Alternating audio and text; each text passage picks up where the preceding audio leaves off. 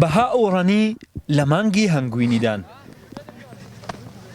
لە بەغدا هاتوونەتە کوردستان ئێستا لە سنووری برادۆستن ئەیانەوێت لێرە کاتێکی خۆش بەڕێ بکەن. بۆ مانگی هەنگوینی هاتوونەتە ئێرە ماوەی هەفتەیەکە هاوسەرگیریمان کردووە. هاتوین لەم کەش و هەوای کوردستان کاتێکی خۆش بەڕێ بکەین. هاتنە خوارەوەی بەفرەکە هەواکە خۆشتر دەکات. بە پاس هاتوین.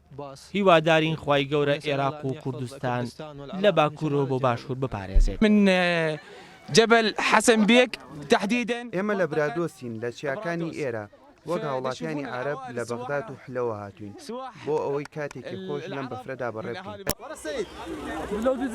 لە سەرەتای وەرزی زستان لە سنووری برادۆست بە فربارین دیمەنێکی جوان بەم ناوچەیە دەبەخشێت. گەشتیارێکی زۆریش لە خوار و ناوەڕاستی عێراق هاتوون دەیانەوێت لێرە کاتێکی خۆش بەڕێ بکەن. احنا حاليا متواجدين بأربيل.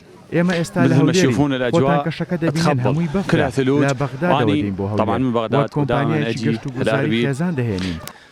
زێتی گەلە خۆشە ئەمەەکە بەلا هاتینە ئەو دوو هاتینە ئێستا زێتی گەلە خۆشە بەفمووی زۆرە زێتی گەلە خۆشە.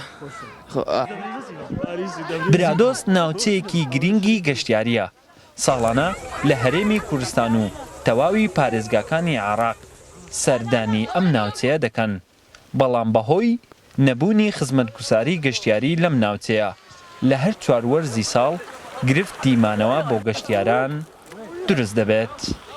وڵات حەسەن، کورسات نیوز، برادۆست.